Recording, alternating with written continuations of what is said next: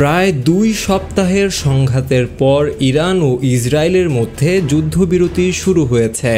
Iran ও Israeli সংবাদ মাধ্যম যুদ্ধবিরতি শুরুর বিষয়টি নিশ্চিত করেছে, তবে সময় ও শর্ত নিয়ে বিভ্রান্তি রয়ে গেছে।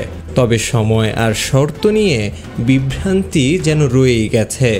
এর আগে ইসরায়েল ও ইরান এটি সম্পূর্ণ ও সর্বাত্মক যুদ্ধবিরতিতে সম্মত হয়েছে বলে সামাজিক মাধ্যমে দেওয়া এক ঘোষণায় জানান মার্কিন প্রেসিডেন্ট ডোনাল্ড ট্রাম্প।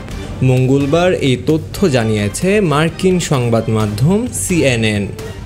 তাদের প্রতিবেদনে বলা হয়েছে, ইরান ও ইসরায়েলের কয়েকটি সংবাদ মাধ্যম জানিয়েছে 2 দেশের মধ্যে যুদ্ধবিরতি কার্যকর হয়েছে, তবে এই যুদ্ধবিরতি কখন কী শর্তে শুরু হয়েছে তা নিয়ে স্পষ্টতা আসেনি। মার্কিন প্রেসিডেন্ট ডোনাল্ড ট্রাম্প প্রথমে সামাজিক যোগাযোগ মাধ্যমে পোস্ট দিয়ে যুদ্ধবিরতির ঘোষণা দেন, জানান এই ঘোষণার 6 ঘন্টা পর কার্যকর হবে। এর ঠিক কিছু সময় পরই ইরান জানায় ইসরায়েল অধিকৃত এলাকায় ইরানের 4 দফা হামলার পর যুদ্ধবিরতি কার্যকর হয়েছে। ইসরায়েলি সংবাদ মাধ্যমগুলো জানিয়েছে যুদ্ধবিরতি শুরু হয়েছে।